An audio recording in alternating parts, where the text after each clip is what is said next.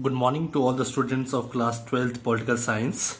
Students, as you know, we were into the 7th chapter of our book Contemporary World Politics, and the 7th chapter is Security in the Contemporary World. And of this particular chapter, we had already finished part number 1. And in that part number 1, I had told you the meaning of security, and we were discussing about the traditional notion of security, in which had two parts: external and internal. External I had already discussed with you in detail, and today we are going to do the traditional notion, that is internal. But before I move forward to my topic, I would again discuss and show you the flow chart, because in this particular chapter it is much complicated. So the flow chart should be very much clear in your mind, so that while we are reading the topics, you must know about what particular subtopics we are talking about. Like under traditional security notion, we have to study two parts: internal and external, and inside internal and external also, they are also having subparts. So you need to understand that flow chart very properly to understand this chapter. Although these are the very easy topics, but the thing is, you must know the flow chart step by step. Okay, so before I start the topic today, I would like to make this class bit interactive. It's like only I am speaking all the time.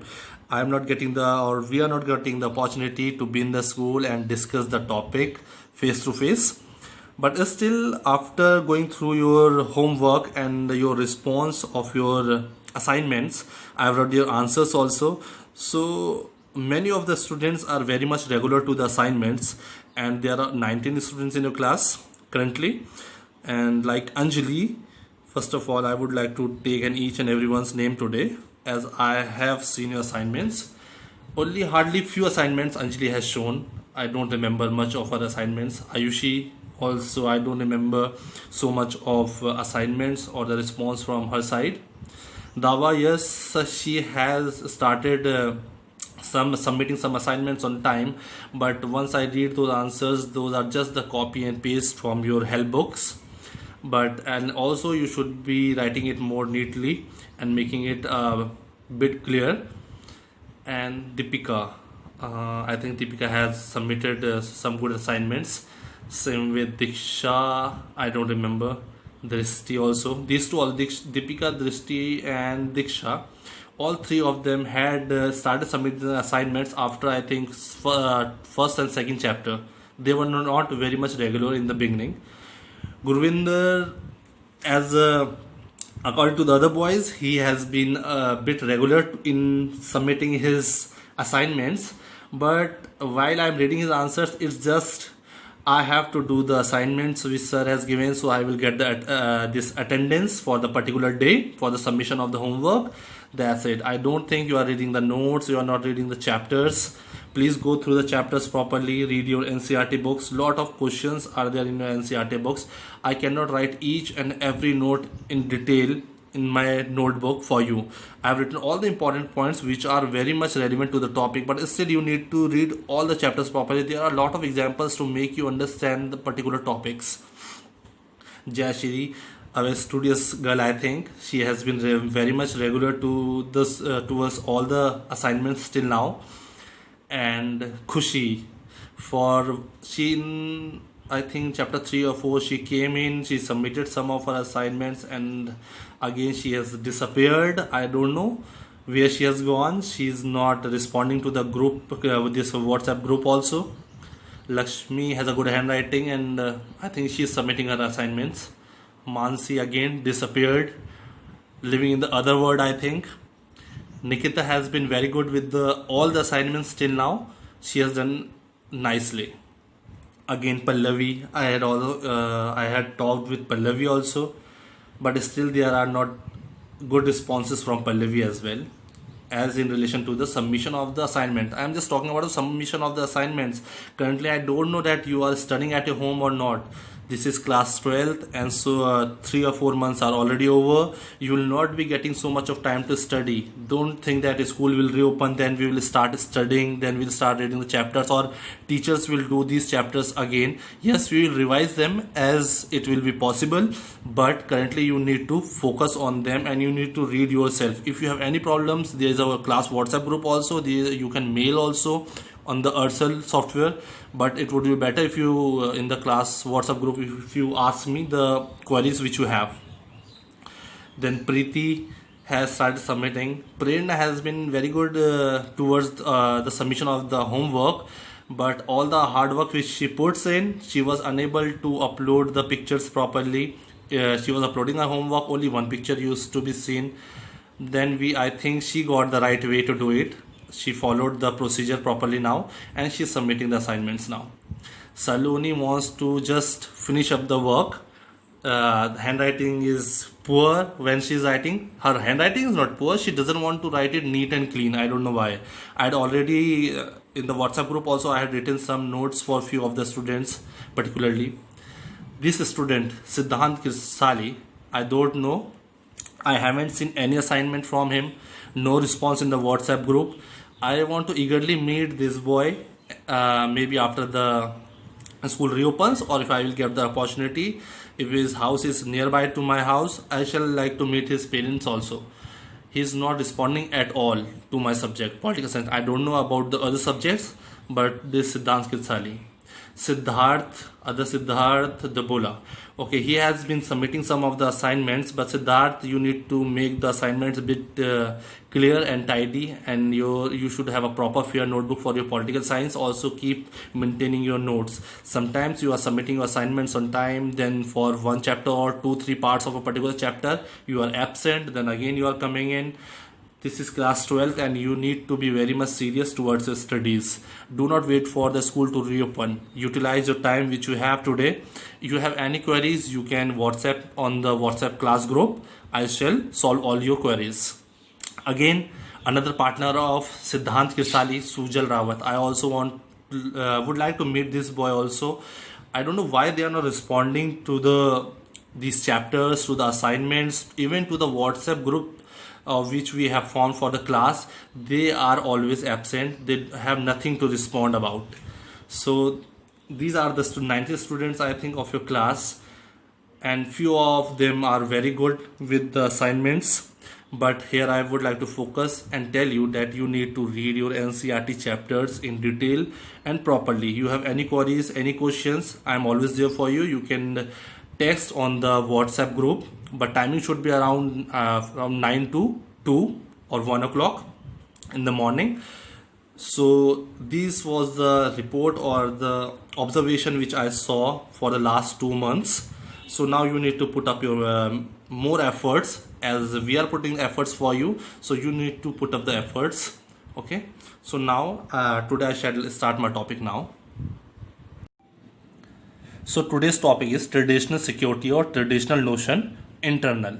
But before I move forward to this particular topic for the day, I would like to revise this particular flow chart once again, because this is the most important flow chart for this particular chapter. Because if you understand this flow chart, you will be able to write answers correctly. So first of all, I told you the meaning of security, as the chapter's name is security in the contemporary world. Contemporary, I told you the time period after the finishing of the Cold War, or we can say after the disintegration of USSR in 1992. So after the time period of 1992 or after the Cold War, that period is called contemporary, I told you. And security, the meaning is here, meaning of security. Security implies freedom from threat, either internal or external.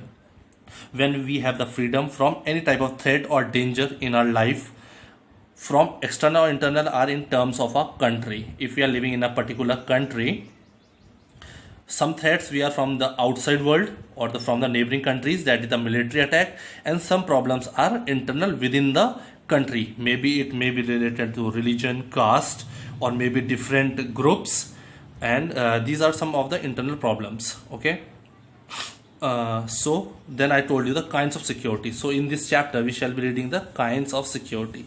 Security is a broad term which cannot just read the definition and know everything about the security. So security has been divided into various parts according to the change of time period in the history. So according to which kind of history has been divided into 2 parts: traditional security and non-traditional security. As I told you, traditional security is the ancient security, old method of security. What were the challenges particular states or countries were facing in the ancient time or the older times? So this was external. So this was divided into two parts. These were the two problems which were under traditional security or the ancient old methods of security. Because as we know, in the past, every empire or kingdom or a state or a country wanted to increase their area of influence or their territory in or maybe in terms of political, economic or social impacts, or to increase the influence politically, socially or economically.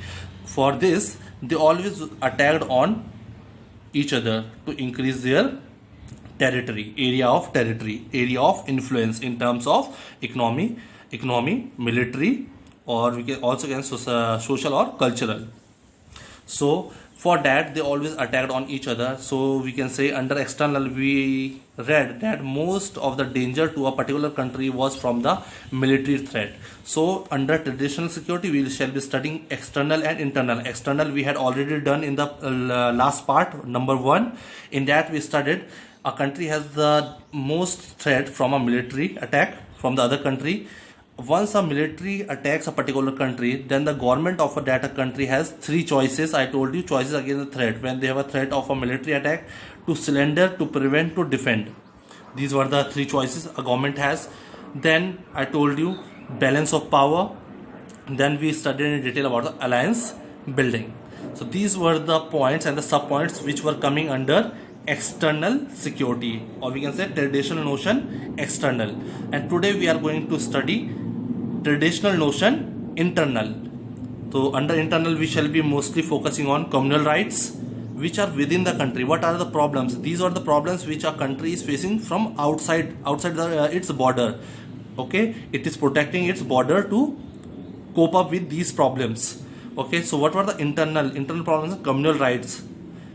Hindu, Muslim, Christian, Sikh, these are the rights when they fight against each other for the different purposes, or to show that they are the most dominant religion in a particular country, or when they are not getting the proper rights, and when there is a discrimination between the different religions and castes, communal rights take place. And we have read most about them in class 8th, 9th and 10th in your SST books also.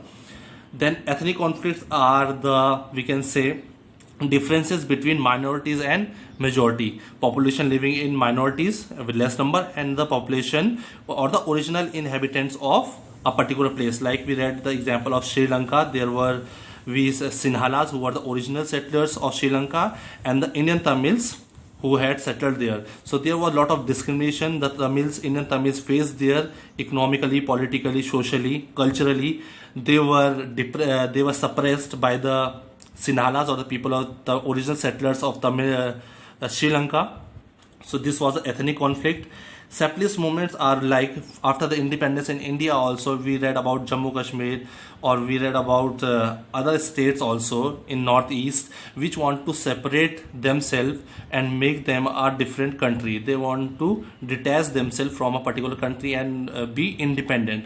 These are the movements which separatist movement, ethnic conflicts, communal rights, which are within the country. These are the internal problems of a country, and these are mostly in the newly independent countries which got the independence from the colonial rule after the Second World War or during the Second World War.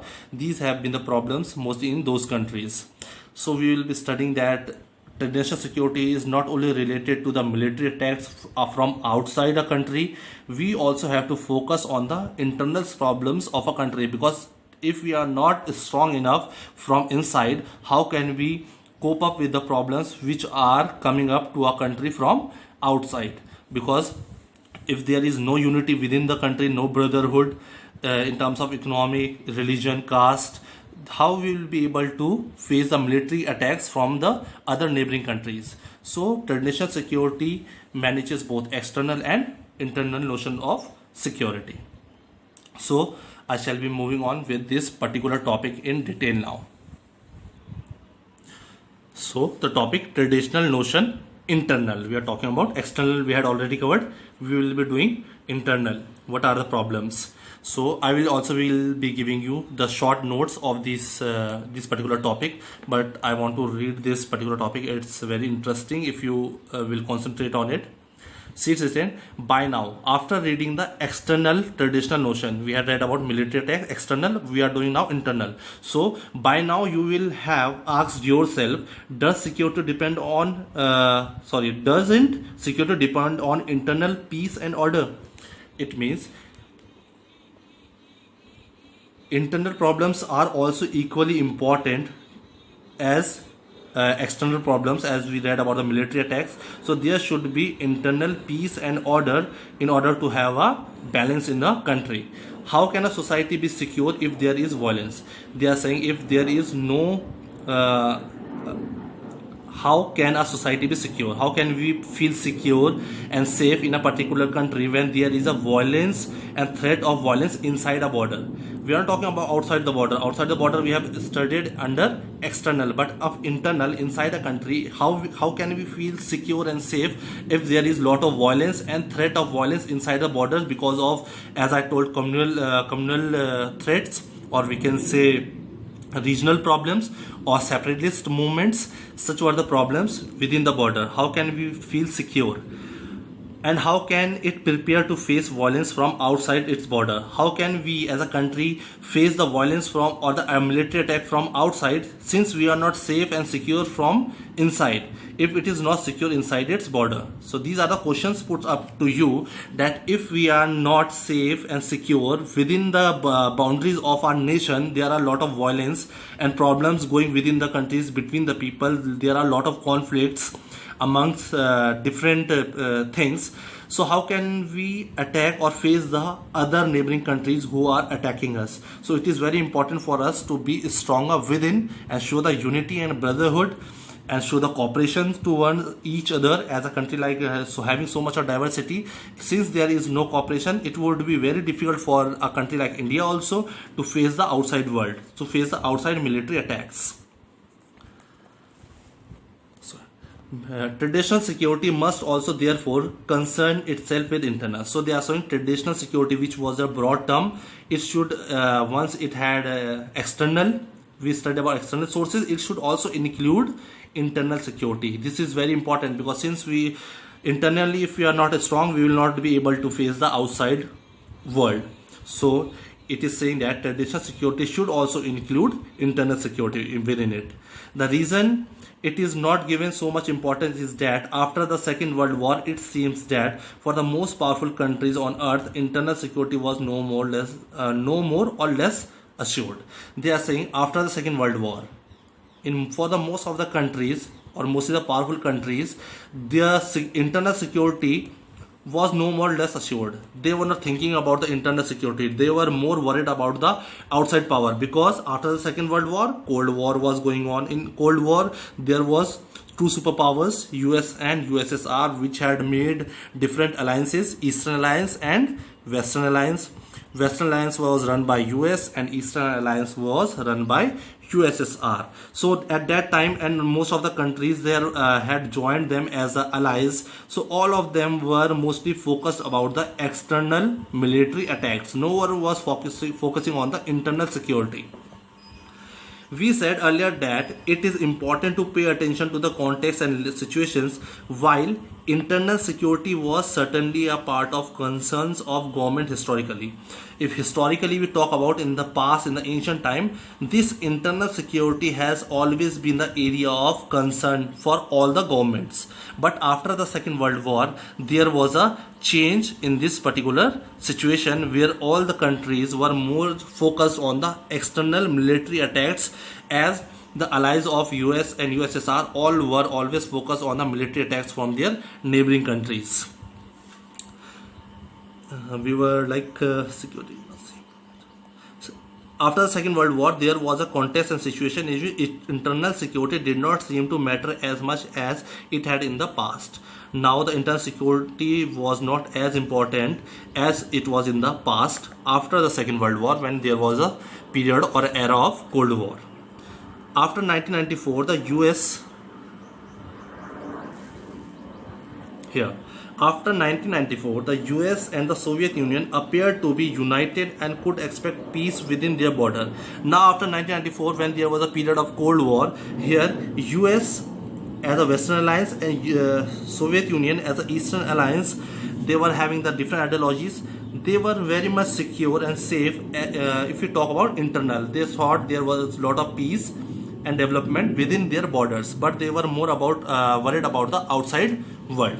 Most of the European countries, if we talk about the European countries, particularly the powerful Western Europe, which were the allies of US at that particular time, face no serious threats from groups or communities living in their borders. So within their borders, Western Europe, after 1945, the communities were not fighting amongst themselves. There was no conflicts, no tensions amongst the people of a country and different groups of a country within the borders. Therefore, these countries focused. That is why the Western European countries, after Second World War, they mostly focused primarily on the threats from outside. They were more worried about the threats and dangers from outside their border, from the outside world. So they were not focusing on the internal problems. Okay. What were the external problems facing these powerful countries? This I have already explained to you. As we know that the period after the Second World War, that is after 1945, when the Cold War has started, that's why it's written here, was a Cold War in which US led the Western Alliance, faced the Soviet-led Communist Alliance. So it was the Eastern Alliance, which was following the ideology of communalism here. Above all, the two alliances feared a military attack from each other, because that was a Cold War and these two powerful groups or nations had alliances also. They always feared from one another because both of them had the capacity to destroy one another. That's why they always feared the military attack from outside. Some European powers, in addition, continued to worry about violence in their colonies. But at the same time, when there was a time period after the Second World War, when most of the countries around the world were more worried about the military attack from outside, it means traditional notion of externally they were working, internal problems they were, we can say, ignoring. But at that particular time, some European powers, in addition, continued to worry about the violence in their colonies. As you know, Europeans like Britain also, in India also, in many countries in South Africa also, they had the colonies. These European powers had their colonies world around. So they were worried about the violence in their colonies from colonized people. Like in India also, we were the colonized people, we were the colony of British. At this time, we who wanted independence, and all the colonized people wanted independence, and the period of independence started after the Second World War, when we got the independence in 1947. So we have only to remember French fighting, like French as a colonist were fighting in Vietnam in 1950, British fighting in Kenya in 1950s and early 19th. So they were more worried about the colonies because the colonial people were now fighting and they had started the national movements to gain the independence from the colonial rule. So we can say that at this time, all the European powers who had their colonies worldwide also were worried and focused on the external problems. Now here, some of the newly independent countries like European powers became members of Cold War Alliance. Cold War Alliance means we had two groups, US and USSR. So after independence, subgroups joined US and some of the countries joined USSR Alliance. So they therefore had to worry about the Cold War becoming a hot war and dragging them into the hostilities. Like India did not join any of these two groups, US and USSR. India had a separate non-alignment movement group, which did not wanted to involve in the war just after independence. But here some of the countries were in danger as they could be dragged into the hostilities. And also there was a tension and conflict and danger of military attack from the neighbors who might have joined the other side, like ally of US could attack the ally of USSR here. Like two countries, one was the ally of US, one was the ally of USSR. They were the newly independent countries, but they could attack each other because they were following the different alliances. That's why it's written here, against neighbors who might have joined the other side in the Cold War, against the leaders of the alliances, the United States or the Soviet Union, or against any of the other partners of US or Soviet Union. The Cold War between the two superpowers were responsible for approximately 1/3 of all the wars in the post. After the Second World War, all the wars and military armed conflicts going around the world One third out of them was for that only Cold Wars were responsible. During Cold War, there were around one third of the wars were just because of Cold War after the Second World War. Most of these wars were fought in the Third War. Third War were the newly developed or the newly independent countries from the colonial rule. Just as the European colonial power feared violence in the colonies, some colonies people feared after independence. Like European colonial, like Britishers, they feared violence. In India, violence started in the freedom national struggle in the colonies or like India. In the same way, colonial people, like people in India, they also feared that after independence they might be attacked by they feared that they might also be attacked. They might be attacked by the former colonial rulers who had already captured them, subjugated them. They can be again attacked by them in Europe. They had to prepare therefore to defend themselves against an imperial war. Here, the security challenge facing the newly, now we will be only talking about the newly independent countries that after the Second World War, mostly the continent of Asia and Africa, which were different from the challenges in Europe. Here the situations were completely different as we compared to Europe in two ways. For one thing, the new countries face the prospect of military conflict. First of all, with neighboring, like country like got independence, like India, we had so much of problem. Like we had partition of India and Pakistan. Then we had problems with China and all the neighboring countries. We had border issues. So this was the first problem coming up just after the independence. That's why it's written here. For one thing, the newly countries face the prospect of military conflict with neighboring countries.